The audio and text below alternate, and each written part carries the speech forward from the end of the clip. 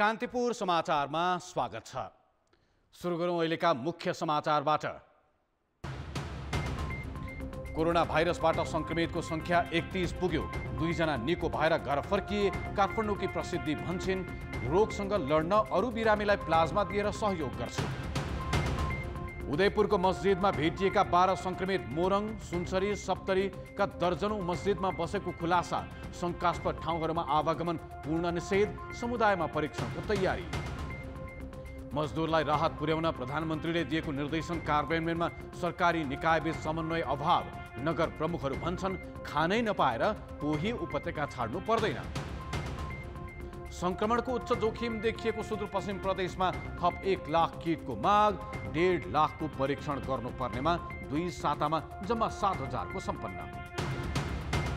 र कोरोना भाइरसको संक्रमणबाट भएको मानवीय क्षतिबारे चीन र अमेरिका बीच आरोप प्रत्यारोप रोकिएन। ट्रम्प भन्छन् चीनले मृतकबारे सूचना लुकायो।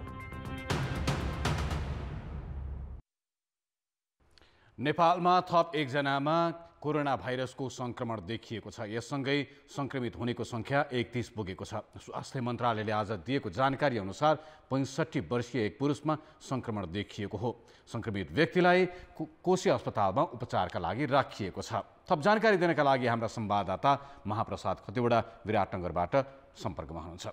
महाप्रसादजी, कोशी अस्पतालमा उपचाररत ती संक्रमित भनिएका व्यक्ति हिजो 12 जना जो संक्रमित देखिए उनीहरू सँगै थिए भन्ने बुझिएको छ। तपाईसँग के जानकारी छ त्यसो हो? रुपेशजी, यहाँले भने जस्तै यो सही कुरो हो। हिजो उदयपुरको भुल्केबाट ल्याइएका 16 जना मध्ये 4 जनाको चाहिँ भाइरस नदेखिएको कारण उनीहरूलाई चाहिँ हिजो राति नै संक्रमित 12 जनालाई कोशी अस्पतालमा उपचारका लागि भर्ना गरियो भने 4 जनालाई चाहिँ मोरङको टाढी भन्ने ठाउँमा क्वारेन्टिन स्थापना गरिएको छ, बनाइएको छ। ती 4 जनालाई चाहिँ त्यही लगेर राखिएको छ र ती 4 जनालाई पुनः परीक्षण शंकास्पद देखेकोले पुनः 4 जनाको फेरि परीक्षणको लागि चाहिँ नमुना लिएको थियो र त्यो नमुना कोशी अस्पताल केही प्रयोगशालामा चाहिँ जाँच गरिएको हो। यो पहिले चाहिँ हिजो पुष्टि गर्नको लागि 12 जना पुष्टि हुनको लागि चाहिँ थप यहाँ पोजिटिभ आइसकेपछि काठमाडौँ पठाइएको थियो भने यो 4 जना मध्येको चाहिँ कोशीमै परीक्षण गरिएको थियो र त्यो 4 जना मध्ये 3 जनाको चाहिँ नकारात्मक आएको छ। उनीहरू चाहिँ संक्रमित मुक्त छन्, भाइरस संक्रमण छैन उनीहरूमा भने 1 जनामा देखेको छ। अहिले त्यहाँको प्रवक्ता लक्ष्मीनारायण यादवसँग चाहिँ डाक्टर लक्ष्मीनारायण यादवसँग मैले जानकारी लिएको थिएँ र त्यसै गरी दीपक सिग्देलसँग पनि कुराकानी भएको थियो।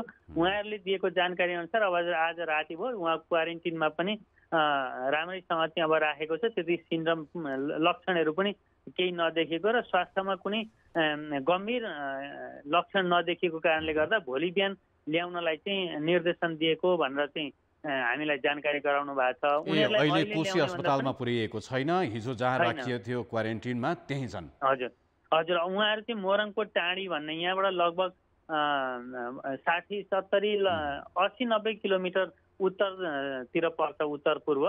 त्यो साइडमा चाहिँ अलिकति यो चुरेको फेदीमा जस्तो पर्छ।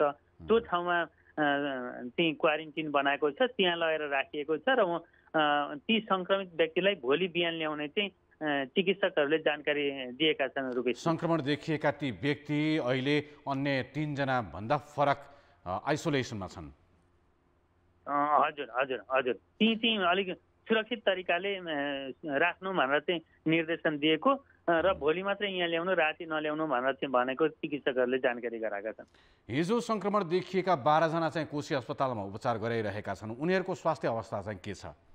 उनीहरूको स्वास्थ्य अवस्था सामान्य छ। उनीहरूको चाहिँ प्रोटोकल अनुसार चाहिँ के गर्नुपर्ने त्यो WHO ले निर्धारण गरेको रहेछ। त्यो प्रोटोकल यसरी उपचार गर्ने भनेर त्यो प्रोटोकल अनुसारको चाहिँ उपचार आज दिउँसोदेखि थालिएको छ र आज दिउँसो उनीहरूको चाहिँ यात्रा वृत्तान्तहरू लिने कामहरू, कहिले आए, कता कता आए, कस्तो कस्तो ठाउँसँग सम्पर्क भयो भनेर चाहिँ त्यो गर्ने काम पनि सामाजिक विकास मन्त्रालय र कोशी अस्पतालका चिकित्सकहरूले चाहिँ त्यो लिने कामहरू पनि गरेर चाहिँ करिब करिब लिइसकेको भन्ने छ। तर भाषाको समस्याले गर्दाखेरि चाहिँ प्रष्ट रूपमा नआएको भन्ने छ र उनीहरू कहाँ कहाँ बास बसेको भन्ने कुरो आइसकेको हुनाले अब त्यो कम्युनिटीमा गएर त्यो समुदायमा गएर चाहिँ उनीहरूको सम्पर्क कोसँग भयो भनेर थप छानबिन गरेर चाहिँ ट्रेसिङ गर्ने काम चाहिँ सक्छौँ। अब यो चाहिँ भोलिदेखि नै सुरु हुन्छ भनेर चाहिँ हामीलाई यो प्रदेश 1 को सामाजिक विकास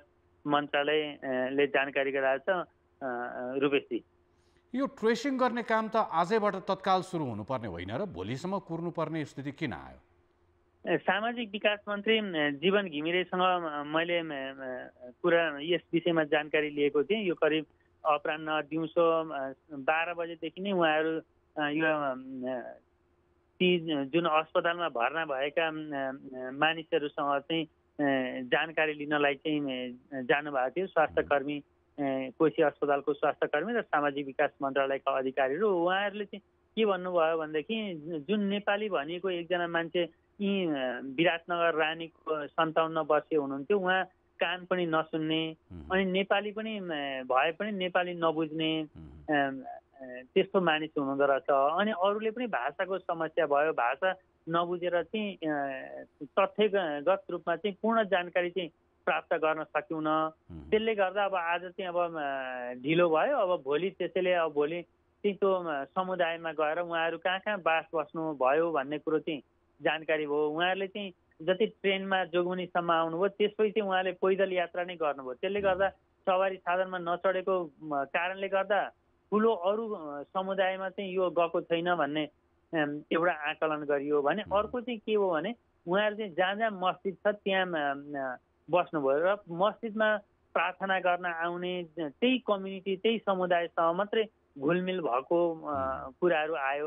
र यदि उहाँहरूले चाहिँ खाना खान या कुनै अन्य किनमेल गर्न काहीँ चाहिँ ठाउँमा चाहिँ कुनै पसलहरूमा जानुभएको भएदेखि त्यो एउटा छुट्टै पाटो हुने भयो। नत्र अरू चाहिँ त्यो समुदायभन्दा बाहिर अन्त चाहिँ गएको छैन कि भन्ने एक किसिमको आकलन गरिएको छ। रूपेशजी, हस्, धन्यवाद। विराटनगरबाट महाप्रसाद खतिवडा। आज थप एकजनामा कोरोना भाइरसको सङ्क्रमण देखिएपछि उनलाई आइसोलेसनमा राखिएको छ र भोलि मात्रै कोशी अस्पतालमा भर्ना गरिने जानकारी हामीलाई प्राप्त भएको छ।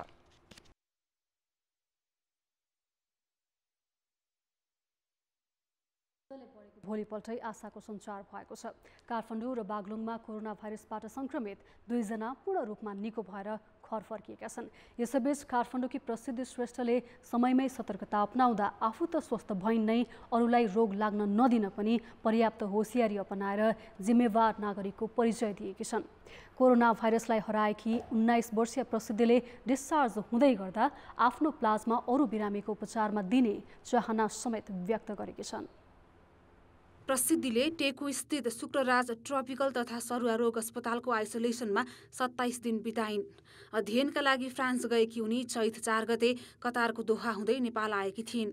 उनी नेपाल आउँदा फ्रान्समा कोरोना भाइरसको सङ्क्रमण फैलिसकेको थियो।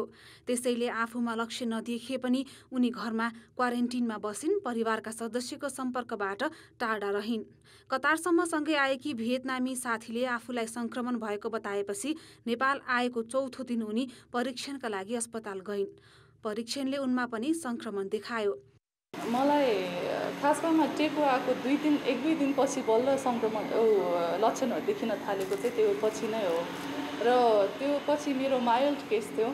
जस्तो मेरो उमेरकोहरू धेरैहरूले माइल्डै हुन्छ, मेरो पनि माइल्डै थियो। र माइल्ड केसमा चाहिँ नि मेरो सास फेर्न अप्ठ्यारो भएको थियो, पेटमा दुखाइ, खोकी लाग्थ्यो र थकाइ चाहिँ एकदम चाँडै लाग्थ्यो, पलङबाट निक्लिन मन हुन्न थियो। श्वास प्रश्वासमा केही समस्या भए पनि उनले त्यस्तो अप्ठ्यारो झेल्नु परेन। अस्पतालमा निकै राम्रो सेवा पाइन्। प्रसिद्धिले विदेशबाट आएका सबैलाई अनिवार्य रूपमा क्वारेन्टिनमा बस्न र लक्षण देखिए उपचारका लागि अस्पताल जान आग्रह गरेकी छन्। क्वारेन्टिनमा बसेकैले प्रसिद्धिबाट परिवारका सदस्यमा सङ्क्रमण फैलिन पाएन। यसले पनि सङ्क्रमण फैलिएका देशबाट फर्किएकाहरू क्वारेन्टिनमा बस्न कति जरुरी छ भन्ने देखाउँछ।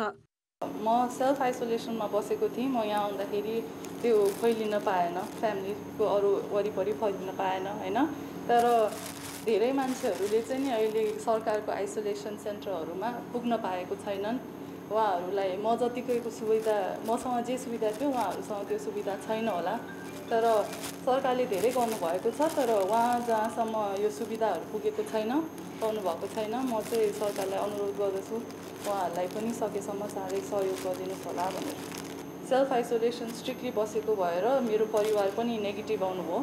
बसेको थिएन भनेदेखि मेरो परिवारबाट फैलिन्थ्यो, उहाँहरूबाट धेरै मान्छेहरूलाई पनि फैलिन सक्थ्यो। सेल्फ आइसोलेसन एकदमै इम्पोर्टेन्ट हो। यदि तपाईँहरू बाहिरबाट आउनुभएको हो भनेदेखि प्लिज टेस्टिङको सुविधा दिनुभएको छ अहिले सरकारले, टेस्टिङ पनि गरिदिनु होला। अहिले विश्वभर कोरोना भाइरसको संक्रमणबाट निको भएकाहरूको प्लाज्माले अरू बिरामीलाई निको पार्न सक्छ कि भनेर परीक्षणहरू भइरहेका छन्। निको हुने यकिन भइ नसके पनि सकारात्मक नतिजा आइरहेका छन्। कोरोनामाथि विजय प्राप्त गरेकी प्रसिद्धिले आफ्नो प्लाज्मा अरू बिरामीको उपचारमा दिने घोषणा गरेकी छिन्। प्लिज धैर्यताका साथ बस्नु होला। मेरो पनि यो एकैचोटि भएको कुरा होइन, मेरो पनि टेस्टहरू लगातारै गरेपछि बल्ल बल्ल नेगेटिभ आएको हो। एकछिन टाइम लाग्ला, तर केयर पुगिरहेछ भनेदेखि यो धेरै आत्तिनुपर्ने कुरा होइन। मेरो रिकभरी भएको पनि मेरो लागि एउटा ठुलो मौका पाएको छु मैले, किनभनेदेखि मेरो रिकभरी हुनु साथै मेरो अब बडीमा मेरो प्लाज्मामा एन्टिबडी भएको भएर मैले यो चाहिँ अब डोनेट गर्न पाइरहेको छु समाजलाई। र मेरो आशा छ कि फ्युचरमा होपफुली नहोस्, तर कोही पनि कोरोना भाइरसको सिभियर पेसेन्टहरू देख्यो भनेदेखि चाहिँ नि उहाँहरूलाई मैले यो डोनेट गरेको प्लाज्माले चाहिँ नि हेल्प गरोस्, उहाँहरूको स्वास्थ्य जसरी भए पनि हेल्प गरोस्। र अरू जो रिकभर हुनुहुन्छ उहाँहरूले पनि यत्तिकै हामी सँगै डोनेट गरौँ, सँगै हेल्प गरौँ। पहिलो संक्रमित यसअघि नै निको भइसकेका छन्। नेपालमा कोरोना भाइरसको संक्रमणपछि निको भएर घर फर्कने प्रसिद्धि दोस्रो व्यक्ति हुन्। उपचारमा संलग्न चिकित्सक एवं स्वास्थ्यकर्मीलाई पनि यो महामारीलाई जित्ने विश्वास बढेको छ। अब आउने दिनहरूमा अब क्रिटिकल केयरका बिरामीहरू अलिकति हुन्छ नि, अलिकति सास फेर्न गाह्रो, न्युमोनिया विकराल भएका व्यक्तिहरू आउँछन् कि आउँदैनन्। आइसकेपछि उहाँहरूको उपचारमा हामीले कतिको राम्रोसँग काम गर्न सक्छौँ, उहाँहरूलाई कतिको सेवा दिन सक्छौँ, त्यो चाहिँ आउने दिनले बताउनेछन्। तर अहिलेको बुझाइमा चाहिँ यङ मान्छेहरूमा चाहिँ सामान्य फटिग अनि ज्वरो आउने अनि त्यसपछि खोकी अलिकति लामो समय बस्ने जस्ता समस्याहरू चाहिँ देखिँदो रहेछ। र अब यङ मान्छेहरू बाहिर पनि राम्रोसँग ठिक भएको अवस्था हो। र नेपालमा पनि हामीले अहिलेसम्मको अनुभवमा चाहिँ मेरो 2जना हाम्रो अस्पतालमा भर्ना भएका 2जना बिरामीहरू चाहिँ ठिक भएर चाहिँ फर्किनु भयो। संक्रमित एक व्यक्तिबाट अर्को व्यक्तिमा सर्ने यो रोगको उपचार अहिले विश्वलाई नै चुनौती बनिरहेको छ। यस्तो अवस्थामा विदेशबाट फर्किएका र तिनको सम्पर्कमा पुगेका सबैले प्रसिद्धिबाट पाठ सिके कोरोना भाइरसको संक्रमण समुदायमा फैलिन पाउने थिएन। कान्तिपुर समाचारका लागि कृपाल गौतम र सबिना कार्कीको रिपोर्ट। कोरोना भाइरसको संक्रमण पुष्टि भएकी बागलुङकी 65 वर्षीय महिलालाई पनि निको भएको छ। उनी केही बेर अघि धौलागिरी अस्पतालबाट डिस्चार्ज भएकी छन्। पीसीआर प्रविधिबाट परीक्षण गरिएको तेस्रो र चौथो नमुनामा संक्रमण नदेखिएपछि अस्पतालले उनलाई डिस्चार्ज गरेको हो। उनलाई परिवारका सदस्यको जिम्मा लगाएको अस्पतालका मेडिकल सुपरिन्टेन्डेन्ट डाक्टर शैलेन्द्र पोखरेलले जानकारी दिए। ती महिलामा चैत 20 गते कोरोना भाइरसको संक्रमण पुष्टि भएको थियो। दमको समेत औषधि सेवन गर्दै आएकी उनलाई त्यही दिन अस्पताल भर्ना गरिएको थियो। उनी बेल्जियमबाट कतारको दोहा हुँदै प्रसिद्धि श्रेष्ठ चढेकै जहाजमा कतार 4 गते काठमाडौँ आएकी थिइन्। बेल्जियमबाट सँगै आएकी बागलुङ नगरपालिका कुण्डुलेकी 17 वर्षीय किशोरीलाई भने निको भएको छैन। ती किशोरीमा चैत 15 गते संक्रमण पुष्टि भएको थियो। 5औं पटकको नमुना परीक्षणमा पनि संक्रमण देखिएकाले उनलाई अस्पतालको आइसोलेसनमै राखिएको छ। उनको अवस्था सामान्य रहेको अस्पतालले जनाएको छ। यसैबीच प्रधानमन्त्री केपी शर्मा ओलीले कोरोना भाइरसको संक्रमणबाट पूर्ण स्वस्थ भएका दुई महिलालाई बधाई दिएका छन्। प्रधानमन्त्री ओलीले आज ट्विट मार्फत अस्पतालमा डिस्चार्ज भएका प्रसिद्धि श्रेष्ठ र बागलुङकी महिलालाई आरोग्यको शुभकामना दिएका हुन्। उनले उपचारमा संलग्न चिकित्सक र स्वास्थ्यकर्मीलाई धन्यवादका साथै बधाई दिएका छन्। उदयपुरको त्रियुगा नगरपालिकाको भुल्के स्थित मस्जिदमा रहेका 16 जना मध्ये 12 जनालाई एकै दिन कोरोना भाइरस संक्रमणको पुष्टि भएपछि प्रहरीले उनीहरूको यात्रा विवरण तयार गरिरहेको छ। प्रारम्भिक यात्रा विवरण अनुसार उनीहरू मोरङ, सुनसरी, सप्तरी र उदयपुरका दर्जनभन्दा बढी मस्जिदमा 4 महिनाभन्दा बढी समय बिताएको पाइएको छ। यो मस्जिदमा बसेका 16 जना मुस्लिम मध्ये 12 जनामा कोरोना भाइरस संक्रमणको पुष्टि भएको हो। अहिले यो क्षेत्र सिल गरिएको छ। यहाँ रहेका मुस्लिम समुदायका 52 परिवारका करिब 600 जनाको नमुना परीक्षण गर्ने तयारी गरिएको छ। 52 घर जति छ त्यहाँ चाहिँ त्यो एरिया, त्यो मस्जिद भएको एरियामा त्यसलाई हामीले टोटली सिल गरेका छौँ। भारतबाट आएकाको रेलको टिकट, अन्य कागजपत्र र बयानका आधारमा प्रहरीले बनाएको प्रारम्भिक ट्राभल हिस्ट्री अनुसार 12 जना भारतीय नागरिक 4 महिना अघि विराटनगर आएको देखिन्छ। गएको डिसेम्बर 10 अर्थात् मङ्सिर 24 गते उनीहरू दिल्लीबाट रेल मार्फत जोगमुनी आएका थिए। मङ्सिर 25 गते विराटनगरको रानीमा रहेको मस्जिदमा आइपुगेका उनीहरू त्यहाँ 4 हप्ता बसे। अन्य केही मस्जिदमा गरी मोरङमा 35 दिन बिताएका थिए। त्यसपछि सुनसरीको दुहबी, भोक्राहा लगायतका मस्जिदमा करिब 6 हप्ता बसेका थिए। सप्तरीको 4वटा मस्जिदमा 3 हप्ता बिताएपछि सप्तरीकै फतेहपुर हुँदै उदयपुरको सिवाईमा रहेको मस्जिदमा गएको फागुन 25 गते आएका थिए। सिवाईमा 7 दिन बसेपछि चैत्र 1 गते त्रियुगा नगरपालिकाको भुल्केमा रहेको मस्जिदमा आइपुगेको प्रहरीको भनाइ छ। प्रत्येक मस्जिदमा चाहिँ 1 हप्तादेखि 10-12 दिन चाहिँ बस्दै आइरहेको चाहिँ देखिया छ यो पिरियडमा। त्यो भएको हुनाले अब यो 16 जनाको समूह चाहिँ सँगसँगै विराटनगरबाट सँगै एट्याच भएर एउटै टिममा चाहिँ यो चैत्र 1 गते यहाँसम्म आएको चाहिँ देखिन्छ। त्यो हिसाबले के भने अब काहीँ कुनै मस्जिदमा कुनै सङ्क्रमितसँग चाहिँ उहाँहरू घुलमिल भएको कारणले पनि हुनसक्छ र अहिलेसम्म हेर्दाखेरि उहाँहरूले त्यो मस्जिदहरूभन्दा बाहेक चाहिँ जस्तो इन्डिया फेरि यो बिचमा चाहिँ इन्डिया गएको त्यो भएको चाहिँ अहिलेसम्म चाहिँ देखिएको छैन। ट्राभल हिस्ट्री आएसँगै सप्तरीको सप्तकोशी नगरपालिकाका 3वटा मस्जिद र कञ्चनपुर नगरपालिकाको बर्मजियामा रहेको मस्जिद क्षेत्रलाई सिल गरी स्थानीयको नमुना परीक्षण गर्ने तयारी गरिएको छ। यसैगरी गएको फागुन 3 देखि 5 गतेसम्म सप्तरीको बोधे बर्साइनमा मुस्लिम समुदायको भेला अर्थात् इजितमा भएको स्थल आसपासको क्षेत्रमा पनि नमुना सङ्कलन गर्ने तयारी भएको छ। कोरोना भाइरसका सङ्क्रमितहरू पुगेको ठाउँको पहिचान भइसकेकाले अब सम्पर्कमा आएका व्यक्तिको खोजी गरेर परीक्षणको काम अगाडि बढाइने प्रदेश 1 का सामाजिक विकास मन्त्रीले जानकारी दिएका छन्। उहाँहरूको भनाइअनुसार उहाँहरूको यात्रा चाहिँ पैदलै हुँदो रहेछ। लकडाउनभन्दा अगाडि पनि पैदल नै यो रुटमा चाहिँ यात्रा गरेको भन्ने उहाँहरूको भनाइ। अब व्यक्तिहरू कहाँ कहाँ को सम्पर्कमा आए भन्ने कुरा चाहिँ हामी क्रमशः इन्भेस्टिगेसन गरिरहेका छौँ। कतिमा ल्याङ्ग्वेजको प्रब्लम पनि छ, जो नेपाली हो उहाँ कान नसुन्ने हुँदो रहेछ। त्यसले गर्दा धेरै कुराहरू बुझ्नलाई हामीलाई चाहिँ एकदम गाह्रो भइरहेछ। उहाँहरूको बास कहाँ कहाँ भयो, कति दिन भयो भन्ने कुराको जानकारी हामीले लिइसकेका छौँ। अब हामी त्यहाँका स्थानीय व्यक्तिहरूसँग समेत सम्पर्क गरेर भोलिसम्ममा यसको सबै तथ्यगत कुराहरू हामी तय गरिसक्छौँ। भारतबाट आएको 4 महिनाको अवधिमा उनीहरू भारत फर्किएर पुनः नेपाल आएको नदेखिएपछि कहाँबाट कसरी कोरोना भाइरसको सङ्क्रमण भयो भन्ने विषय निकै पेचिलो बनेको छ। तसर्थ उनीहरू गएका सबै मस्जिद र सम्पर्कमा आएका व्यक्तिहरूको पहिचान गरी चाँडोभन्दा चाँडो नमुना परीक्षण गर्न आवश्यक देखिएको छ। कान्तिपुर समाचारका लागि मोरङ, सुनसरी र सप्तरी सहकर्मीका साथ परशुराम थापा, उदयपुर। कोरोना भाइरस संक्रमण पुष्टि भएका चितवनका 2 जनाको अवस्था सामान्य छ।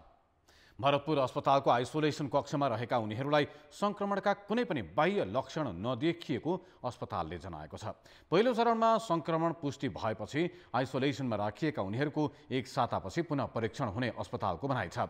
उनीहरूको यात्रा र सम्पर्क विवरण बुझ्ने काम भइरहेको छ। कोरोना संक्रमित आमा छोरा कतार एयरवेजबाट चैत 3 गते काठमाडौँ आएका थिए। 2 दिन काठमाडौँमै बसेका उनीहरू चैत 5 गते सार्वजनिक बसमा चितवन पुगेको बुझिएको छ। संक्रमितको सम्पर्कमा आएका 3 परिवारका 11 जनालाई परिवारमा राखिएको छ। उनीहरूमध्ये 8 जनाको द्रुत परीक्षणबाट नतिजा नेगेटिभ आएको जिल्ला स्वास्थ्य कार्यालय चितवनका प्रमुख दीपक तिवारीले जानकारी दिएका छन्। संक्रमित बस्दै आएको राप्ती नगरपालिका वडा नम्बर 8 लाई सिल गरिएको छ। देशका विभिन्न स्थानमा गरेर अहिलेसम्म 30 जना मानिसमा कोरोना भाइरसको संक्रमण देखिएको छ। महिनौं अघि नेपाल प्रवेश गरेका व्यक्तिमा समेत कोरोना भाइरसको संक्रमण देखिँदा अहिले समुदायमा भाइरसको संक्रमण फैलिसकेको हो कि भन्ने शंका बलियो देखिएको छ। यिनै सन्दर्भमा कुराकानी गर्नका लागि अहिले हामीसँग धुलीखेल अस्पतालका निर्देशक डाक्टर राजेन्द्र कोजु प्रत्यक्ष सम्पर्कमा हुनुहुन्छ। डाक्टर कोजु, स्वागत छ यहाँलाई कान्तिपुर समाचारमा। नमस्ते, थ्याङ्क यू। अहिलेसम्म देशका 5वटा प्रदेशमा 10 जिल्लामा कोरोना भाइरसको संक्रमण देखिएको छ। अब हिजो मात्रै कुरा गर्ने हो भने एकै ठाउँमा 12 जना संक्रमित भेटिएका छन्। यसले हामी समस्याको कुन चरणमा रहेको भन्ने देखाउँछ?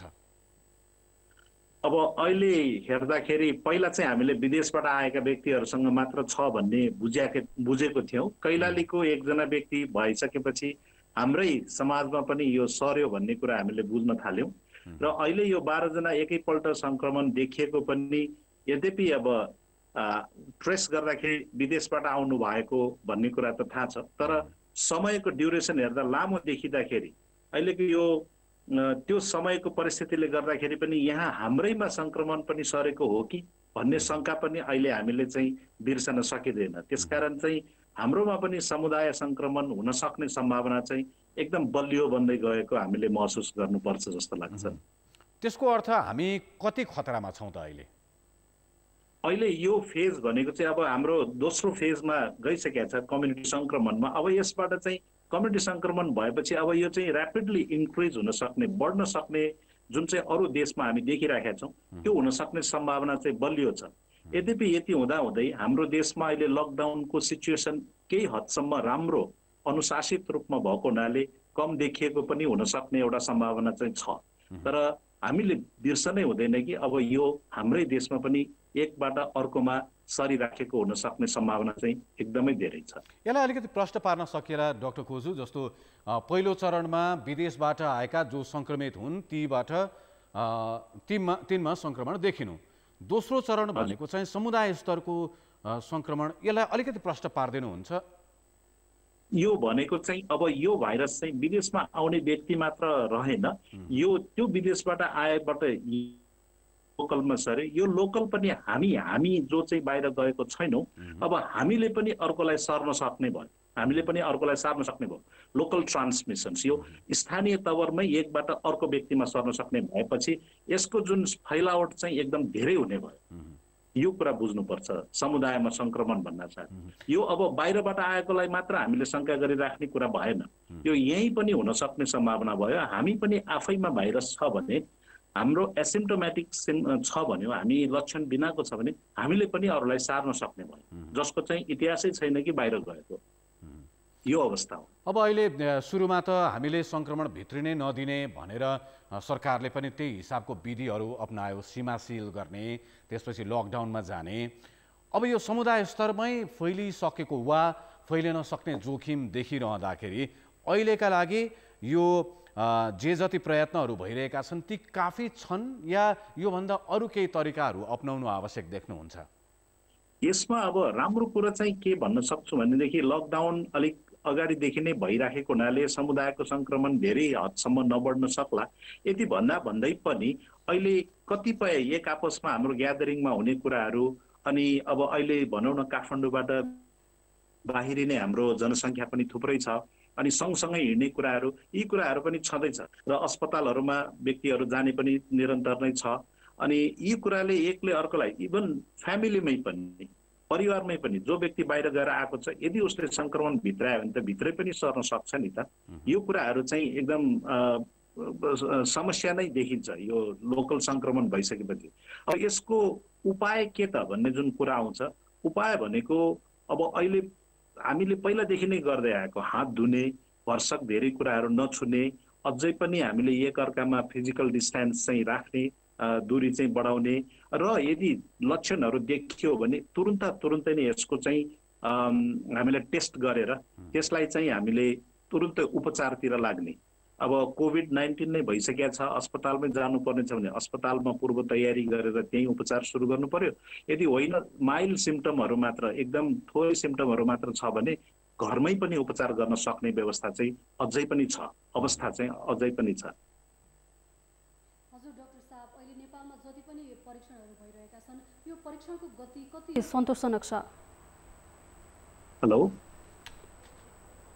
हजुर डाक्टर साहब, अहिले नेपालमा जति पनि परीक्षणहरू भइरहेका छन् यो हेर्दाखेरि परीक्षणको गति कति सन्तोषजनक छ?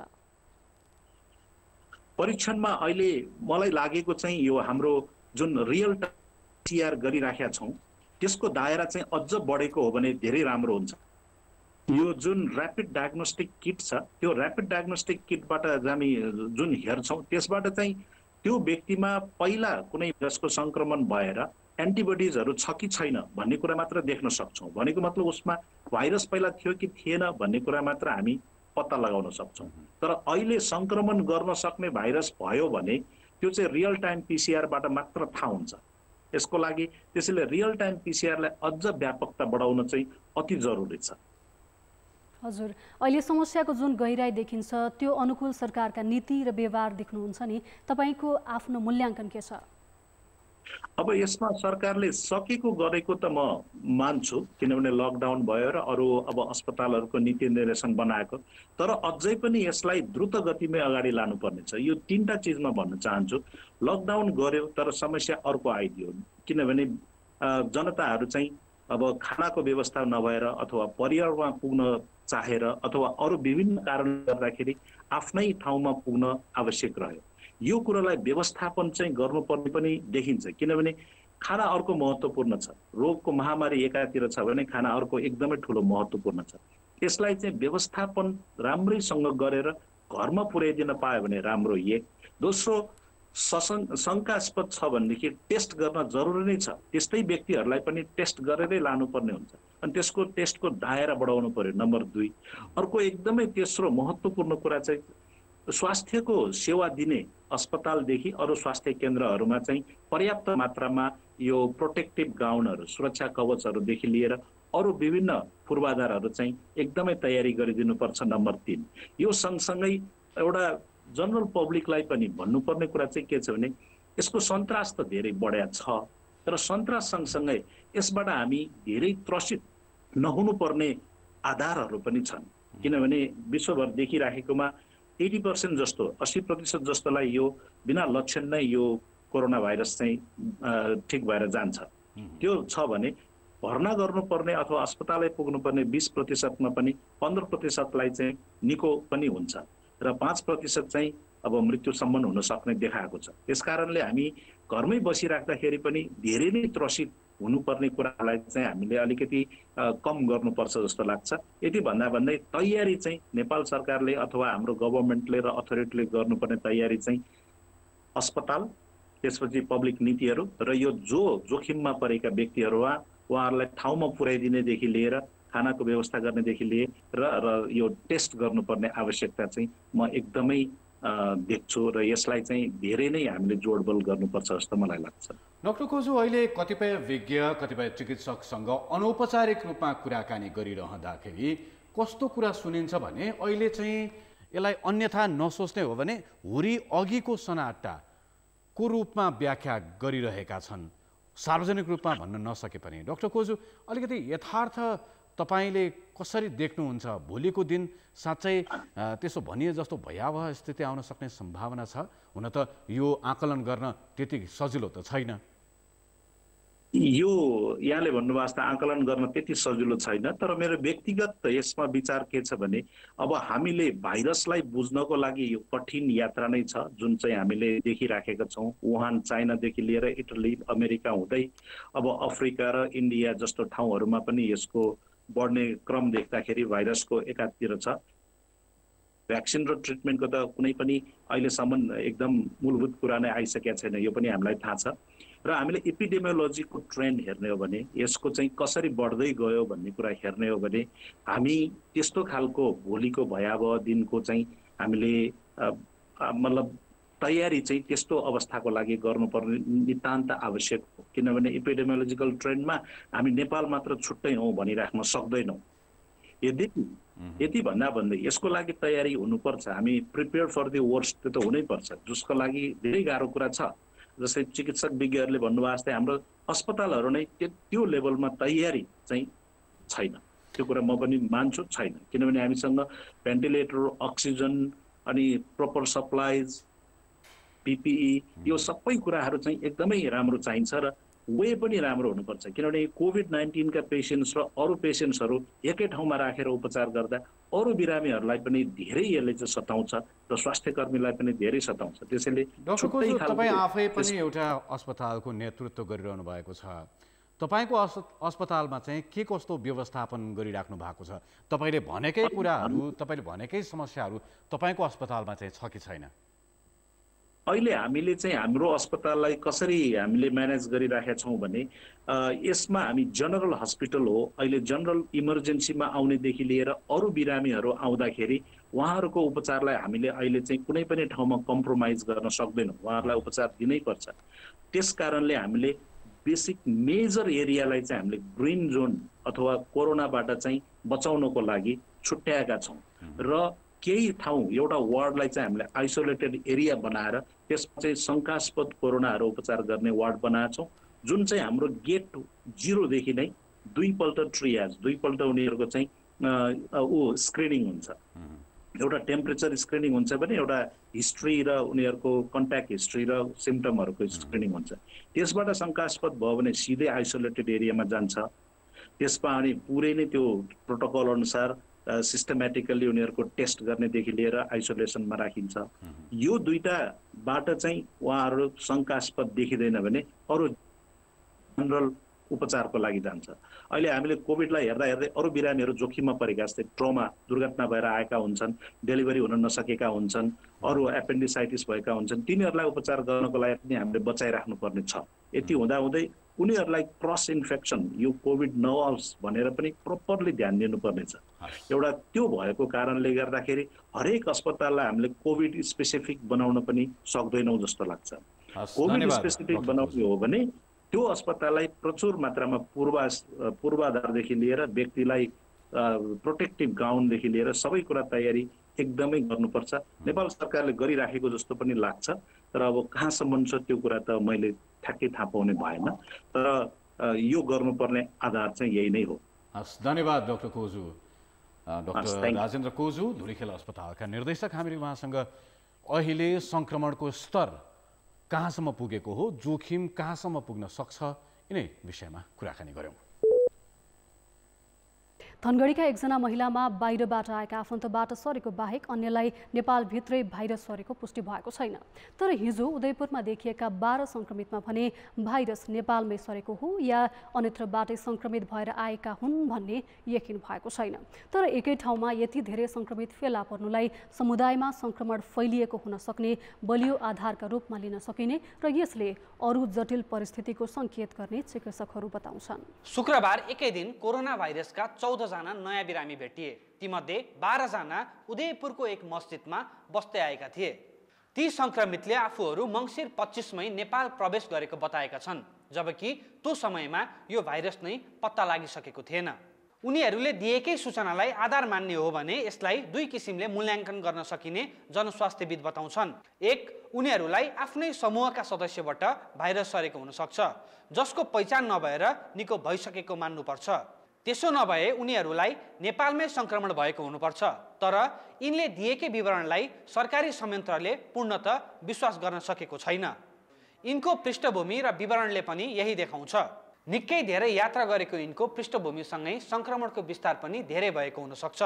त्यसो हो भने उनीहरूले कोसँग सम्पर्कमा रहे, सबैको तथ्याङ्क निकाल्दै परीक्षणको दायरामा ल्याउनु पर्ने जनस्वास्थ्यविदको भनाइ छ। एउटा सम्भावना समूहकै बीचमा यो सङ्क्रमण एकबाट अर्कोमा फैलिँदै गएर यसभन्दा अगाडि भएका सङ्क्रमणहरू त्यो आफै निको भएर गए र हामीले त्यसलाई चाहिँ पहिचान गर्न सकेनौँ र यो पछिल्ला समय भएका सङ्क्रमणहरू चाहिँ बाँकी बसे र हामीले उसलाई पहिचान गर्न सक्यौँ परीक्षणबाट, त्यसैले यो यतिखेर देखियो। दोस्रो सम्भावना, यो समूहबाटै सङ्क्रमित नभएर ती जुन 12 जना अहिले चाहिँ हामीले सकारात्मक परीक्षण भएको छ तिनीहरूलाई कहीँ कतै नेपालमै भएको स्थानीय तहहरूबाटै स्थानीय व्यक्तिबाटै चाहिँ सङ्क्रमण भयो भन्ने एउटा सम्भावना त्यो पनि हुनसक्छ। सङ्क्रमितलाई उपचारको दायरामा ल्याएसँगै गर्नुपर्ने पहिलो काम उनीहरू सङ्क्रमित भएको कारणको पहिचान हो। त्यसले अन्य सम्भावित सङ्क्रमणको पहिचानलाई पनि सहज बनाउँछ। नेपालभित्रै अन्यबाट सङ्क्रमण भएको होस् या यी मार्फत थप सङ्क्रमित भएको हुन्, जे भए पनि समुदायमा सङ्क्रमण फैलेको हुन सक्ने आधार बलिया छन्। त्यसैले सङ्क्रमितको उपचारसँगै सम्भावित जोखिम भएका क्षेत्रमा तत्कालै परीक्षण र निगरानी बढाउने चुनौती छ। उहाँहरूले त अहिले दिँदाखेरि चाहिँ लगभग 1.5-2 महिना अगाडि नै आएको जस्तो कुरा गरिरहनु भएको छ। अब यहाँ त नेपालमा त आफ्नो चाहिँ लोकली यो त हाम्रो के भन्छ नेटिभ डिजिज छ होइन, यो काहीँ न काहीँबाट फर्केर यहाँनिर नेपालमा छिरेको हो होइन। हाम्रो नेटिभ नभएको कारणले गर्दाखेरि चाहिँ यो स्टेज 1मा सुरुमा भयो, त्यसपछि स्टेज 2मा यहाँनिर अहिले हामी स्टेज 2मा छौँ। एकदम यो चाहिँ स्टेज 2 चाहिँ एकदम प्रुभ गर्ने भइसक्यो होइन। स्टेज 3मा चाहिँ हो कि होइन भनेर अझै पनि हामीले कन्फिडेन्टली के पनि भन्न सक्छौँ, किनभने हामीले अझै ट्रेस गर्नको लागि चाहिँ उहाँले कन्ट्याक्ट हिस्ट्रीहरू पुरा अलि राम्ररी दिनुपर्ने हो, अहिलेसम्म दिनुभएको छैन उहाँहरू। संक्रमितहरूमै लक्षण नदेखिएकाले उनीहरूबाट अन्यमा सरेको रहेछ भने पनि लक्षण नदेखिएको हुन सक्छ। उनीहरूलाई सार्ने संक्रमित पनि परीक्षणको दायराभन्दा बाहिरकै हुन सक्छ। त्यसैले संक्रमितमा मात्र भर नपरी अन्य संयन्त्रबाट पनि जानकारी लिएर जोखिम क्षेत्रमा परीक्षण बढाउनु पर्ने चिकित्सकहरूको सुझाव छ। अन्यथा यसले भित्रभित्रै फैलिएर समाजमा ठूलो क्षति पुर्याउन सक्छ। साथै उनीहरूले यात्रा गरेको क्षेत्रमा रहेको त्रास हटाउन पनि यो काम तत्कालै गर्न जरुरी छ। कान्तिपुर समाचारका लागि क्यामेरामा प्रवीण गेवालीका साथ दीपक आचार्य र कृपाल गौतम, काठमाडौँ। कोरोना भाइरसको संक्रमण बढे पनि सरकारले PCR प्रविधिबाट नमुना परीक्षण बढाएको छैन। यो प्रविधिबाट एक दिनमा जम्मा 329 नमुना परीक्षण गरिएको छ। स्वास्थ्य तथा जनसङ्ख्या मन्त्रालयले आज नियमित पत्रकार सम्मेलनमा PCR प्रविधिबाट अहिलेसम्म 8017 नमुना परीक्षण गरिएको जनाएको छ। अहिले काठमाडौँ उपत्यका र बाहिर 15वटा प्रयोगशालामा कोरोना भाइरसको संक्रमण परीक्षण गर्ने व्यवस्था छ। ऱ्यापिड डायग्नोस्टिक किटबाट भने एक दिनमा 2889 नमुना परीक्षण गरिएको छ। संक्रमण हुनेको सङ्ख्या भने थपिएको छैन। PCR प्रविधिबाट गरिएका परीक्षणको हालसम्मको सङ्ख्या 8017 पुगेको छ, जसमध्ये गत 24 घण्टामा 602वटा भएका छन्। त्यसै गरी RDT ऱ्यापिड डायग्नोस्टिक टेस्टबाट गरिने परीक्षणको सङ्ख्या कुल 19,454 पुगेको छ, जसमा गत 24 घण्टामा 2,889वटा परीक्षण भएका छन्। यो ऱ्यापिड डायग्नोस्टिक किटको सबै जिल्लामा, नेपालका सबै 77वटै जिल्लामा यो परीक्षण सुरु भइसकेको छ र यसको सङ्ख्या 19,454 छ।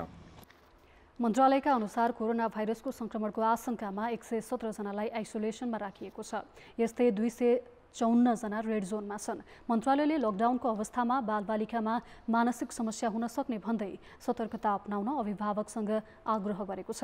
बालबालिकालाई टिभीमा डरलाग्दा दृश्य नदेखाउन, रमाइलो वातावरण बनाउन र घरयासी काममा सामेल गराई व्यस्त राख्न मन्त्रालयले आग्रह गरेको छ। कोरोना भाइरस संक्रमणको उच्च जोखिममा रहेको सुदूरपश्चिम प्रदेशमा थप 1 लाख परीक्षण किटको माग भएको छ। परीक्षणको दायरा अझै बढाउन प्रदेश स्वास्थ्य निर्देशनालयले सङ्घीय सरकारसँग 1 लाख किट माग गरेको हो। सुदूरपश्चिम प्रदेशमा शनिबारसम्म 5303 जनाको द्रुत र 2575 को PCR गरी 7878 जनाको परीक्षण भएको छ।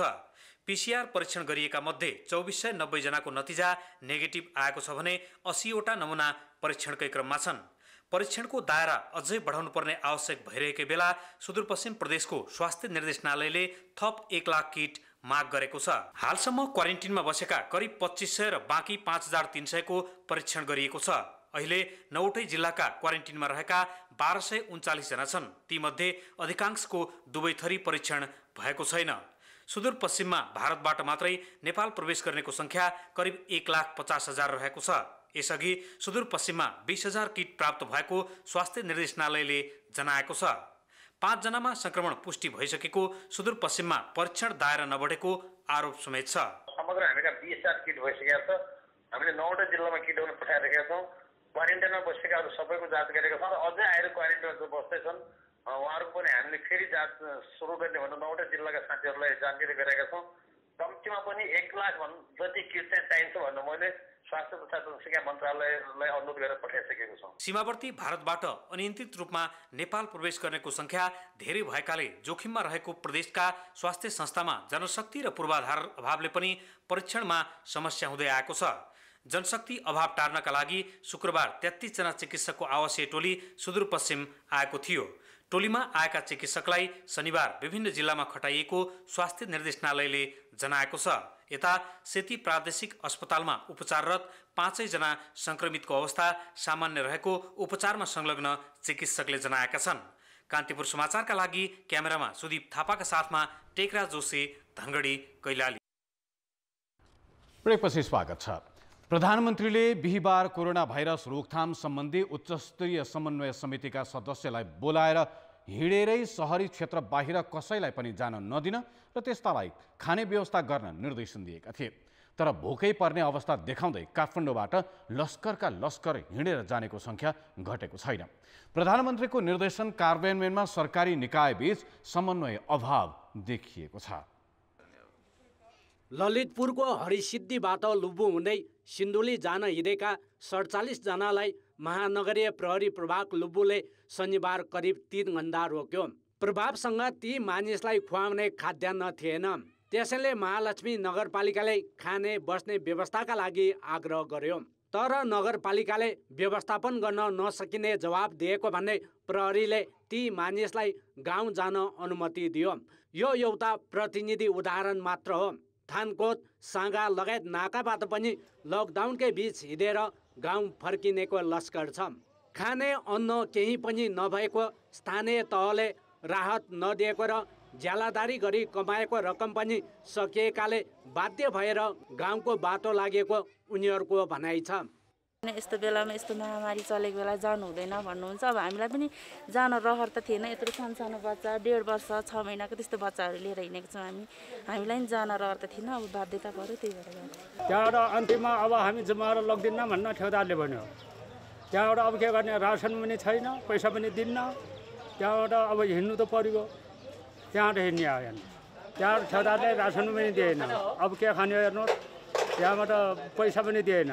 अब गर्ने क्या, अब खाने पनि छैन। त्यहाँबाट हिँड्ने जाऊ हिँड, तिमीहरूको जमाएर लग्दैन भन्न ठेकदारले भन्यो। त्यहाँबाट हिँड्यौँ मैले। खास गरी दैनिक ज्यालादारी गर्ने श्रमिक भोकै पर्ने अवस्थाका कारण बाल बच्चासहित हिँडेरै गाउँ फर्किरहेका हुन्। प्रधानमन्त्रीले कोरोना भाइरसको सङ्क्रमणको जोखिमका कारण हिँडेर गाउँ फर्किने क्रम रोक्न र भोकै पर्ने अवस्थामा रहेकाले जहाँ छन् त्यहीँ खाने व्यवस्था गर्न शुक्रबार मन्त्रीहरूलाई बोलाएर निर्देशन दिएका थिए। काठमाडौँ उपत्यकाका 18वटा स्थानीय तहले शुक्रबार नै घाँस बाँसको समस्याका कारण कसैले पनि फर्किन नपर्ने बताएका थिए। उनीहरूले उपत्यकामा अति विपन्न, असहाय र दैनिक ज्यालादारी गर्ने श्रमिकका परिवारलाई भोकै पर्न नदिने प्रतिबद्धता जनाए पनि व्यवहारमा त्यो प्रभावकारी प्रयास गरेको देखिएन। अहिले यहाँ बालमा बस्ने या घर रहने या विदेशी कोही पनि हामीले छुटाएका छौँ। जसलाई चाहिँ खानको समस्या हुन्छ त्यो सबैलाई हामीले अहिले क्राइटेरियाभित्र राखेर सबैलाई हामीले व्यवस्थापन गरिरहेका छौँ। त्यसकारण कोही पनि व्यक्ति काठमाडौँ बाहिर जानु अहिले उपयुक्त हुँदैन। काठमाडौँ बाहिर नगर्ने अनुरोध पनि गर्न चाहन्छौँ। काठमाडौँ भ्याली छोडेर जसरी मान्छेहरू बाहिर गइरहेका छन् त्यसमा चाहिँ हाम्रो ध्यान आकृष्ट भइरहेको छ। नेपाल सरकारको तर्फबाट पनि यो राहत वितरण गर्नको निमित्त स्थानीय तहहरूलाई केही न केही किसिमको चाहिँ सहयोगको व्यवस्थापन हुनुपर्छ। नगर प्रमुखहरू राहतलाई प्रभावकारी बनाउने भन्दा औपचारिकतामा सीमित भएका छन्। नगर प्रमुखहरूले सम्पर्क गर्न भनेको नम्बरमा हामीले फोन गर्दा राहत वितरण गर्ने जिम्मेवारी आफूहरूको नभएको जवाब आयो। सङ्क्रमितको सङ्ख्या बढिरहेकाले लकडाउनको बेला हिँडेर गाउँ फर्कने क्रम रोक्न राहत वितरणलाई प्रभावकारी बनाउनुको विकल्प छैन। स्थानीय तहले आफ्नो उपस्थिति र औचित्य देखाउने पनि त यस्तै अप्ठ्यारो अवस्थामा हो। कान्तिपुर समाचारका लागि काभ्रेबाट रमा दाहाल र क्यामेरामा मुरारी घिमिरेका साथ किसन भण्डारी र नारायण किलम्बु, काठमाडौँ। प्रमुख प्रतिपक्षी दल नेपाली कांग्रेसले कोरोना भाइरस संक्रमणको परीक्षणको दायरा बढाउन सरकारसँग माग गरेको छ। सभापति शेरबहादुर देउवाको निवासमा आज बसेको पार्टीका पदाधिकारीको बैठकले कोरोना भाइरस संक्रमितको संख्या बढेकाले घुम्ती शिविर सञ्चालन गरेर भए पनि परीक्षण बढाउन सरकारलाई सुझाव दिएको छ। अहिले भइरहेको परीक्षण निकै कम भएको कांग्रेसको निष्कर्ष छ। बैठकले राहत वितरणमा स्थानीय तहको कमजोरीका कारण हिँडेर गाउँ फर्किनेको संख्या बढेको निष्कर्षसहित त्यस्ता मानिसलाई सुरक्षित रूपमा जाने व्यवस्था गर्न माग गरेको छ। पार्टी प्रवक्ता विश्वप्रकाश शर्माले बेखर्ची भएर अलपत्र परेकाहरूलाई सुरक्षित रूपमा घर पुर्याउनु सरकारको दायित्व भएको बताए। बैठकले राहत वितरण प्रभावकारी बनाउनका लागि सर्वदलीय संयन्त्र गठन गरी अनुगमन गर्ने व्यवस्था मिलाउन माग गरेको छ। कोरोना भाइरसको संक्रमण परीक्षणमा दुई किसिमको प्रविधि प्रयोग गरिन्छ। एउटा PCR प्रविधिबाट प्रयोगशालामा र्याल परीक्षण र अर्को ऱ्यापिड डायग्नोस्टिक किटबाट रगत परीक्षण। यी दुई प्रविधिको विश्वसनीयता र विशेषताबारे हामीले सर्वरोग विशेषज्ञ डाक्टर शेरबहादुर पुनलाई प्रश्न पार्न भनेका छौँ। ऱ्यापिड टेस्ट र PCR अलिकति फरक खालको प्रविधि हो। ऱ्यापिड टेस्ट द्रुत गतिमा चाहिँ पहिचान गर्ने एक प्रकारको प्रविधि हो भने PCR चाहिँ त्यो लक्षित भाइरसको जिनलाई पत्ता लगाएर हामीलाई नतिजा दिने हो। यो ऱ्यापिड टेस्ट जुन छ त्यो चाहिँ सामान्यतया हाम्रो शरीरमा सङ्क्रमण भित्रिसकेपछि त्यस विरुद्ध बन्ने एक प्रकारको एन्टिबडी भन्छौँ, त्यो पहिचान गर्दछ भने PCR ले चाहिँ स्वयं भाइरसको चाहिँ जिन पत्ता लगाएर त्यो भाइरस छ छैन भनेर निर्कुल गर्नलाई महत्त्वपूर्ण भूमिका खेल्दछ। PCR सामान्यतया पहिलो हप्ता सबैभन्दा उपयुक्त हुन्छ। खास गरी सङ्क्रमण भएको पहिलो हप्तामा चाहिँ PCR को उपयुक्तता सबभन्दा बढी हुन्छ भने दिन बित्दै जाँदा अथवा सङ्क्रमण को जुन समय छ त्यो बित्दै जाँदाखेरि चाहिँ ऱ्यापिड टेस्ट सबैभन्दा उपयुक्त हुन्छ। त्यो किन भएको भन्दाखेरि चाहिँ हाम्रो शरीरमा जुन सङ्क्रमण हुन्छ त्यसको विरुद्धमा जुन बनेको एन्टिबडी छ त्यो चाहिँ सामान्यतया अब त्यसमा पनि IgM र IgG भन्ने हुन्छ। सुरुवातीको समयमा 5-7 दिनपछि चाहिँ IgM देखिन थाल्छ भने IgG चाहिँ अलिक पछि 2 हप्तातिर चाहिँ देखिन सुरु हुन्छ। त्यो सामान्यतया चाहिँ महिनौँ अथवा वर्षौँसम्म रहन सक्दछ र कोही व्यक्ति पनि सुरुवातीमा सङ्क्रमण भएको अवस्थामा PCR सबैभन्दा उपयुक्त हुन्छ र पछि त्यो व्यक्तिमा कुनै समयमा त्यो सङ्क्रमण थियो कि थिएन भने हेर्नको लागि चाहिँ ऱ्यापिड टेस्ट किट चाहिँ सबैभन्दा उपयुक्त मानिन्छ। त्यसले गर्दाखेरि जब पनि हामीले यो जुन RDT को जुन किटको टेस्ट गर्छौँ त्यो गर्ने बेलामा यदि पोजिटिभ आयो भने तुरुन्त आत्तिहाल्नु पर्दैन। मतलब कहिलेकाहीँ कस्तो हुन्छ भन्दाखेरि त्यो टेस्ट कहिलेकाहीँ चाहिँ यसको जुन क्षमता छ यो क्षमतामा चाहिँ कहिलेकाहीँ अलिकति PCR को तुलनामा अलिकति कमी हुन्छ भने कहिलेकाहीँ चाहिँ रङ पोजिटिभ पनि देखाउने सम्भावना हुन्छ। त्यसले गर्दाखेरि चाहिँ हामीले त्यसलाई पुनः परीक्षण गर्नुपर्ने कारण पनि त्यो चाहिँ PCR को माध्यमबाट हामीले त्यसलाई हेर्छौँ र यदि पोजिटिभ देखिएन PCR मार्फत भने हामीले त्यसलाई चाहिँ कुनै समयमा त्यसलाई सङ्क्रमण भएको भनेर बुझ्नुपर्दछ। PCR मा चाहिँ हामीले दुई ठाउँबाट हामीले चाहिँ अब स्याम्पल नमुना लिने गर्छौँ। त्यसमा चाहिँ अब घाँटीभित्रको जुन थ्रोट स्वाब भन्ने गर्छौँ, अर्को चाहिँ नाजोफ्यारिन्जियल भनेको नाकभित्रको सतहबाट तरल पदार्थ लिएर त्यसलाई चाहिँ हामीले RNA एक्सट्र्याक्सन भनेको त्यसको RNA जुन जिन छ त्यसलाई छुट्याएर त्यसपछि चाहिँ PCR मा हालेर त्यसको पहिचान गर्ने गर्दछौँ भने। अब ऱ्यापिड टेस्ट किट चाहिँ कस्तो हुन्छ भन्दाखेरि सामान्यतया जुन हाम्रो जुन रगतहरू छ रगतलाई नै त्यसमा राखेर हेर्ने हो र त्यहाँ एक प्रकारको मार्कर हुन्छ, त्यहाँ टेस्ट र कन्ट्रोल भन्ने हुन्छ। कन्ट्रोल यदि केही गरी कन्ट्रोल र टेस्टमा दुवैमा देखियो भने चाहिँ त्यो व्यक्तिमा पोजिटिभ भएको भन्ने बुझिन्छ भने टेस्टमा मात्र देखियो भने टेस्टमा देखियो कन्ट्रोलमा देखेन भने त्यो इन्भ्यालिड हुन्छ, त्यो काम लागेन भन्ने हुन्छ। यदि कन्ट्रोलमा देखियो र टेस्टमा देखिएन भने त्यो व्यक्तिमा चाहिँ नेगेटिभ भनेर बुझ्नुपर्ने हुन्छ। यसरी चाहिँ हामीले द्रुत पहिचान गर्ने जुन RDT भन्छौँ त्यो त्यसरी हामीले हेर्ने गर्दछौँ। त्यो चाहिँ थोरै समयमा हेर्ने गर्छौँ, केही मिनटको अन्तरालमा हामीले त्यसको चाहिँ नतिजा हामीले पाउँछौँ भने PCR मा चाहिँ किनभने पोलिमेरेज चेन रियाक्सन भनेको चाहिँ त्यो कति चेन रन गर्छ त्यसमा भर पर्छ र त्यो सामान्यतया 2-4 घन्टादेखि लिएर अरू केही घन्टासम्म पनि रन गर्ने हुन्छ। सङ्क्रमण भइहालेमा त्यसको असर सबैभन्दा पहिला श्वास प्रश्वासका माध्यमबाट फोक्सोमा पुग्ने चिकित्सकहरूले बताएका छन्। त्यसैले श्वास प्रश्वास र दमका रोगीले विशेष सावधानी अपनाउन चिकित्सकको सुझाव छ। कोरोना भाइरसको सङ्क्रमण दीर्घरोगीमा बढी देखिएको छ। विश्व स्वास्थ्य सङ्गठनले पनि सङ्क्रमणबाट मृत्यु हुनेमा श्वास प्रश्वास र दमका रोगी धेरै रहेको बताएको छ। दमका बिरामीमा पहिलेदेखि नै श्वास प्रश्वासमा समस्या हुने र कोरोना भाइरसको सङ्क्रमण भए छिट्टै असर देखिने चिकित्सकको भनाइ छ। फोक्सोमा सङ्क्रमण भए त्यसले निमोनिया हुने र शरीरका अन्य प्रणालीलाई पनि असर पुग्ने भएकाले बढी जोखिम हुन्छ। पहिला सुरुमा त श्वास प्रश्वासमा फोक्सोमा असर भएर अक्सिजन कमी हुने भयो र रगतमा अक्सिजन कमी भएपछि यसका असरहरू विभिन्न अङ्गहरूमा जस्तो भनौँ न यसको ब्रेनमा भनौँ या चाहिँ मुटुमा असर पर्छ लगायत हार्डमा शरीरको विभिन्न अङ्गहरूमा मृगौला लगायत हैन कलेजोहरूमा यसले असर देखाउँछ, यसले सम्पूर्ण अङ्गहरूमा असर दीर्घ रूपमा देखिन्छ। नेपालमा कुल जनसङ्ख्या मध्ये 11%मा दमको रोग रहेको तथ्याङ्क छ। यो करिब 30 लाख भन्दा बढी हो। उमेर ढल्किँदै गर्दा श्वास प्रश्वासको समस्या बढी हुने, त्यसमाथि फोक्सो र श्वास नली पहिलेदेखि कमजोर हुने भएकाले भाइरस विरुद्ध लड्ने क्षमता पनि कमजोर हुन्छ। त्यसैले यस्ता बिरामीले संक्रमणबाट बच्न विशेष सावधानी अपनाउनु पर्ने चिकित्सकहरूको सुझाव छ।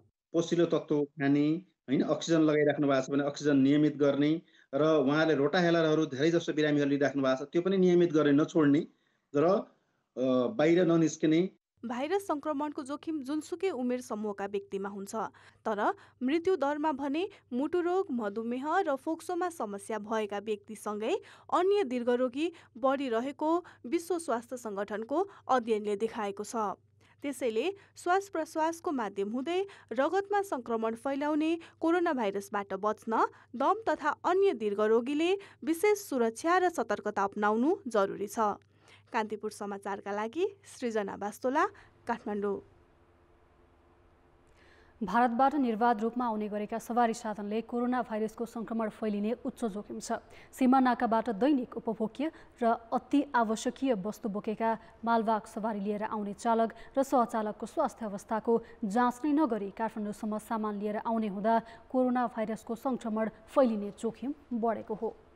लकडाउन सुरु भए यता भारतबाट विराटनगर नाका हुँदै दैनिक सरदर 50-60 वटा मालवाहक सवारी लिएर चालक र सहचालक नेपाल प्रवेश गर्दै आएका छन्। यस्तै भैरहवा, नेपालगञ्जको रूपैडिया, महेन्द्रनगर, वीरगञ्ज नाकाबाट समेत सयौं मालवाहक सवारी लिएर चालक र सहचालक नेपाल प्रवेश गर्दै आएका हुन्। सीमादेखि काठमाडौँसम्म पुग्ने यी चालक र सहचालकको धेरै जनासँग सम्पर्क हुन्छ। भारतमा नोभेल कोरोना भाइरसको संक्रमण फैलिएकाले चालक र सहचालक मार्फत नेपालमा पनि भित्रिने जोखिम बढेको छ। चालक सहचालकहरू आउँदाखेरि उनीहरूले पनि रोग सार्न सक्ने क्षमता भएको मानिसहरू हुन सक्छन् र यिनीहरूलाई चाहिँ कम्प्लिट लकडाउन गरेर यिनीहरूलाई आवतजावतमा नि बन्देज नलगाएसम्म यो आउँदैन भन्ने कुरामा कुनै ग्यारेन्टी गर्न सकिँदैन। मालवाहक सवारी लिएर शुक्रबार विराटनगर स्थित एकीकृत जाँच चौकी आएका एक चालकमा 104 डिग्री ज्वरो आएको पाइएपछि उपचारका लागि कोशी अस्पताल भर्ना गरिएको छ। यसरी दैनिक आउने मालवाहक सवारीका चालक मध्ये कोही संक्रमित भएको छ र नाकामा उसलाई ज्वरो नआएको अवस्थामा उसले निर्बाध रूपमा विभिन्न ठाउँ घुम्ने र धेरैलाई भाइरस सार्ने अवस्था छ। तर सीमामा नोभेल कोरोना भाइरसको संक्रमणबाट जोगाउन सवारी साधनमा रसायनयुक्त पानी छर्ने र चालक तथा सहचालकको ज्वरो नाप्ने बाहेक अन्य सुरक्षात्मक उपाय अपनाइएको छैन। हाम्रो नाकामा यतापट्टि गाडी आउने बित्तिकै हामीले सबभन्दा पहिला त्यसलाई स्प्रे गर्छौँ गाडीलाई, अनि त्यसपछि ड्राइभर आउने जसो गाडीमा आउने हुने ड्राइभर अब त्यो सहचालकहरूलाई चाहिँ टेस्ट गर्छौँ होइन। ज्वरो आएछ भनेदेखि अब सम्बन्धित निकायलाई खबर गरेर ट्रिटमेन्टलाई पठाइदिन्छौँ। नेपाल सरकारले 10 गजामा नै इन्डियन भारतबाट आएका मालवाहक गाडीहरूलाई चाहिँ त्यही रोकेर ती गाडीहरूबाट आएका चाहिँ ड्राइभरहरू अनि त्यसपछि के अरे खलासीहरूलाई उनीहरूलाई राखेर उनीहरूको चेक जाँच गरेर अनि त्यसपछि चाहिँ उनीहरूलाई चाहिँ यता भन्सारतिर पठाएको छ र अनि हामीले भन्सार प्रशासनले चाहिँ बाहिरपट्टि चाहिँ गाडीहरूलाई चाहिँ सेनिटाइज गरेर चाहिँ सबै गाडीहरूलाई चाहिँ चारैतिर चाहिँ उ गरेर चाहिँ सेनिटाइज गरेर बल्ल भन्सार यार्डमा चाहिँ हामीले भित्राएका छौँ। भारतबाट मालवाहक सवारी लिएर सयौंको संख्यामा आउने चालक र सहचालकबाट भाइरस सर्न सक्ने सम्भावनालाई नजरअन्दाज गर्दै जाने हो भने भोलिका दिनमा यसले विकराल समस्या ननिम्त्याउला भन्न सकिन्न। कान्तिपुर समाचारका लागि क्यामेरामा समूह पोखरेलका साथ सुशीला पाठक, भुवन पाण्डे, जे पाण्डे र महाप्रसाद खतिवडा, विराटनगर, मोरङ। लकडाउनको बेला सीमा नाकामा हुने आवागमन पूर्ण रूपमा ठप्प भए पनि अत्यावश्यक सामान बोकेका मालवाहक सवारीका साधन दिनौँ नेपाल भित्रिरहेका छन्। अत्यावश्यक सामानको अभाव नहोस् भनी मुलुकका विभिन्न भागमा सामान पुर्याउने ती मालवाहक सवारीका चालक र सहचालक भने बाटोमा खाना खान नपाएर भोकै सवारी गुडाउन बाध्य छन्। अत्यावश्यक सामान बोकी भारतबाट वीरगञ्जको भन्सार नाका हुँदै नेपाल भित्रिएका मालवाहक सवारीका चालक राजु लामा दिउँसो 4 बजे बाराको पथलैया पुगे। त्यति बेलासम्म उनी भोकै थिए। बाटोमा कतै खाना खान नपाएका लामा खाना पाइन्छ कि भनेर पथलैयामा सवारी रोके, तर उनी त्यहाँ पनि खाना खान पाएनन् किनकि पथलैयाका सबै होटलहरू बन्द थिए। खाद्यान्नको अभावमा कोही भोकै बस्न नपरोस् भनेर लकडाउनको बेला ज्यानको परवाह नगरी मुलुकका विभिन्न भागमा अत्यावश्यक सामान पुर्याउन हिँडेका लामा आफू भने खानै नपाएर भोकै सवारी गुडाउनु परेको पीडा पोखे। सरकारले पनि अब यसो होटल सोटल खोल्दै भए अब खानुहुन्थ्यो। बाटोतिर अब गाडी यत्रो हिँड्छ, रासन पानी बोकेर हिँड्नु पर्यो। रासन पानी बोकेर हिँड्दाखेरि त अब खानु त पर्यो आफूले पनि, अरूलाई खुवाएर आफू मात्र त भोकै हिँड्नु भएन। भारतबाट खाद्यान्न बोकेर काठमाडौँका लागि हिँडेका हेटौँडाकै अर्का मालवाहक सवारीका चालक ज्ञानु लामाको दुखेसो पनि उस्तै छ। लकडाउनको बेला बाटोको सबै होटल बन्द भएकोले पैसा तिरेर पनि खाना खान नपाएको बताउने उनी अत्यावश्यक सामान बोकी हिँड्ने सवारीका चालक र सहचालकका लागि सरकारले बाटोमा सशुल्क वा निशुल्क खानाको व्यवस्था नगर्दा आफूहरू निकै मारमा परेको बताउँछन्। कसैले हेरेको छैन हाम्रो लागि चाहिँ। अब हाम्रो आफ्नो लागि आफैले गर्ने हो समस्या समाधान। अब आफूलाई भोक लाग्यो, अब कसै न होटल खुल्ला हुन्छ न चियाको खुल्ला हुन्छ, चिया दोकान खुल्ला हुन्छ। बाध्यता त हो नि सर, अब के गर्ने। तर भए पनि हामी ग्यास सिद्धेपछि आफै गाडी साइड लगाउने, घरतिर बस्ने। कसैले हाम्रो अब समस्या समाधान नगरेको अब नगरेपछि हामीले गर्ने त्यो त हो नि। वीरगञ्ज भन्सार नाकासँग जोडिएको त्रिभुवन राजपथ र पूर्वको भन्सार नाकासँग जोडिएको पूर्व पश्चिम महेन्द्र राजमार्गको सुनसान बाटोमा अहिले अत्यावश्यक सामान बोकेका गाडीहरू गुडेका देखिन्छन्। तर यिनीहरू खाना खाने राजमार्गका सबै होटलहरू बन्द छन्। भोकै सवारी चलाउँदा दुर्घटनाको जोखिम पनि उत्तिकै छ। 3 तहको सरकारले यिनका लागि खानाको कुनै प्रबन्ध मिलाउन सकेको छैन। कसरी म्यानेज गर्न सकिन्छ भनेर म स्थानीय प्रशासन र खास गरेर सिडिओ साहबहरूसँग र सुरक्षा निकायका प्रमुखहरूसँग पनि त्यो विषयमा चाहिँ एकचोटि कुरा गर्छु। किनभने उहाँहरू अब इन्डियादेखि गाडी लिएर, कन्टेनर लिएर वा बुलेट लिएर आउनुहुन्छ नेपालमा, र नेपालमा उहाँहरूलाई अत्यावश्यक खाना भोजनको पनि प्रबन्ध गर्न सकिएन भने त्यो चाहिँ सप्लाई सिस्टममा अलिकति धक्का पुग्न सक्छ। कोरोना भाइरस संक्रमणको लामो श्रृङ्खला र यसलाई तोड्न मुलुकमा लम्बिँदै गएको लकडाउनको बेला अत्यावश्यक सामग्री बोकेर मुलुकका विभिन्न भागमा गुड्ने यस्ता सवारीका चालक र सहचालकलाई खानाको प्रबन्ध मिलाउन सरकार समयमै ध्यान दिन आवश्यक देखिन्छ। कान्तिपुर समाचारका लागि क्यामेरामा पंकज श्रेष्ठ र बारा सहकर्मी रमेश ठाकुरका साथ उपेन्द्र ठाकुर, वीरगञ्ज, पर्सा। समाचार अझै बाँकी छन्, अहिले बेला भएको छ ब्रेकको। घरमै बसौँ र कोरोना संक्रमित हुनबाट आफू पनि बचौँ, अरूलाई पनि बचाऊ। साउजी एउटा पफ पनि हाले। कति पैसा भयो साउजी? 75। हजुर। ला पर्से ल्याउन बिर्सेछु, भोलिदिन्छु नि है। त्यसो गर्ने र तपाईसँग ई सेवा छ नि? ई सेवा त छ नि। ई सेवाबाट तिर्ने? धन्न फोन चाहिँ ल्याउन बिर्सेन छु। ल आयो नि होइन तपाईँकोमा? तपाईँ पनि आफ्नो पसलमा आजै ई सेवा फोन पे राख्नुहोस्। जमाना कहाँबाट कहाँ पुगिसक्यो। सकली तोरीको तेलमा सधैँ राग आउँछ र त्यो राग शुद्ध धारा तोरीको तेलमा सधैँ रहिरहन्छ। याद राख्नुहोस्, सबै तेल धारा तोरीको तेल जस्तो शुद्ध चाहिँ नहुन सक्छ। NS चिन्ह प्राप्त शुद्ध तोरीको तेल धारा। मुटु चाहिन्छ, मुटु। मदन दाईको र मेरो नाता यस्तो छ कि शब्दमा बयान गर्ने कठिन छ। यति लामो यात्रामा उहाँ सधैँ मेरो सबैभन्दा विश्वासिलो पात्र बनेर उभिनु भएको छ। उहाँसँग जस्तो गहिरो सम्बन्ध सायदै जीवनमा अरू होला। त्यसरी नै तपाईँलाई सधैँभरि साथ दिन आएको छ सेलकमको सेल्फी। मोबाइलबाट सजिलै पैसा तिर्ने र पाउने विश्वासिलो माध्यम। अब सधैँ भागदौड गरिरहनु पर्दैन, सबै सधैँ सेल्फीले गरिदिन्छ।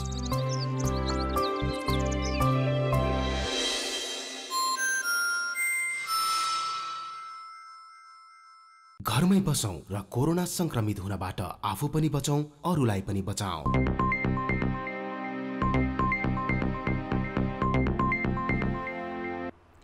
गैराती आएको हावाहुरी र असिना पानीले बारा निजगढका किसानले लगाएको झण्डै 1500 बिघा क्षेत्रफलको केरा खेतीमा क्षति पुर्याएको छ। हावाहुरी र असिना पानीले केराको बोट नै सोखा बनाएपछि व्यावसायिक रूपमै केरा खेती गरेका बारा निजगढका किसानको यति बेला बीच चल्लिने भएको छ। राम्रो आम्दानी देखेर बारा निजगढकी महिला जानुका मैनाली आफूसँग भएको 1.5 बिघा जग्गामा केरा खेती लगाएकी थिइन्। खेतमा केरा फलेको देखेर निकै हर्षित भएको बताउने जानुकाको हर्ष यति बेला पीडामा परिणत भएको छ। शुक्रबार राति आएको भीषण हावाहुरी र असिना पानीले उनले लगाएको केराको झण्डै 50% बोट नै ढालेपछि उनी पीडित बनेकी हुन्। सबै डुबे नि, हाम्रो त लगानी नै डुब्यो नि, किनभने मुखमा आएको बाली हो नि त। पोहोर साल केरा खेतीमा राम्रो कमाई भएपछि त्यसबाट हौसिएर बारा निजगढकै युवा हिरा थापाले यस वर्ष झण्डै 12 बिघा जग्गामा केरा खेती गरेका थिए। केरा खेतीलाई व्यावसायिक रूपमै अँगालेका हिराले यो खेतीका लागि झण्डै 15 लाख रुपैयाँ ऋण समेत लिएका थिए। तर हावाहुरी र असिना पानीले उनको केराको बोटहरूलाई पनि सोत्तर बनाएपछि उनी अहिले निकै चिन्तित बनेका छन्। 2 नम्बर प्रदेशमा चाहिँ एउटा सबलाई चाहिँ लगभग 50-60 बिघा चाहिँ तपाईँले एउटा चाहिँ केरा खेती गरेर चाहिँ अलिकति नाम गवाउने अवसर पनि थियो र पैसा कमाउने त अवसर पनि थियो। त्यो चाहिँ मेरो तपाईँलाई चाहिँ अहिले चकनाचुर भएको छ। व्यावसायिक केरा खेतीको पकेट क्षेत्रको रूपमा चिनिने निजगढका किसानले यस वर्ष झण्डै 1500 बिघामा केरा खेती गरेका थिए। प्रति बिघा झण्डै 1.5 लाख रुपैयाँ लगानी हुने केरा खेतीमा निजगढका किसानले झण्डै 22 करोड रुपैयाँ लगानी गरेका छन्। हावाहुरी र असिना पानीले किसानको लगानी प्रभावित भएको निजगढका कृषि उद्यमी सरोज कोइराला बताउँछन्। धेरै किसानहरूले बैंकको चर्को ब्याजमा साहुको ऋण लिएर गरेका थिए। ती किसानहरूलाई धेरै ठुलो मर्कामा परेको छ। मेरै पनि 3 बिघा केरा खेतीमा लगाएको केरा चाहिँ पुरै लगभग 70% नष्ट भएको छ। केरा खेतीबाट यहाँका किसानले प्रति बिघा वार्षिक 3 देखि 4 लाख रुपैयाँसम्म आम्दानी गर्न थालेपछि रोजगारीका लागि विदेशिएका युवाहरू स्वदेश फर्केर केरा खेतीमा आबद्ध भएका थिए। तर यस वर्षको असिना पानीले केराको बोटहरू नै सखाप बनाएपछि किसानले आम्दानी गर्नु त कता हो, लगानी समेत उठाउन कठिन भएको छ। कान्तिपुर समाचारका लागि बारा सहकर्मी रमेश ठाकुरका साथ उपेन्द्र ठाकुर, वीरगञ्ज, पर्सा। अब जनमतको अन्तिम परिणाम। जनमतमा हिजो हाम्रो प्रश्न थियो, स्थानीय तहले प्रभावकारी रूपमा राहत वितरण गर्न नसक्नुको कारण के होला? ए, व्यवस्थित लगत नहुनु, बी, अनुभवको कमी, र सी, संयन्त्र नै निकममा। जनमतको अन्तिम परिणाम यस्तो छ। ए, व्यवस्थित लगत नहुनुमा 43%, बी, अनुभवको कमीमा 17% र सी, संयन्त्र नै निकममा 40%।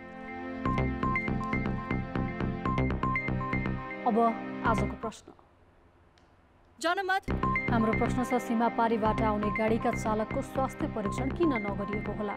ए, जोखिम नदेखेर, बी, आवश्यकै नठानेर, र सी, लापरवाहीको नमुना। जनमतको अन्तिम परिणाम भोलि साँझ 8 बजेको कान्तिपुर समाचारमा प्रसारण गर्नेछौँ। कृपया 34001मा SMS गरी आफ्नो मत व्यक्त गर्नुहोला। कान्तिपुर समाचार सकियो। जाँदा जाँदै हेरौँ विश्व सम्पदा सूचीमा सूचीकृत पाटन दरबार क्षेत्रको लकडाउनको समयको दृश्य। कान्तिपुर टेलिभिजन हेर्दै गर्नुहोला। नमस्ते।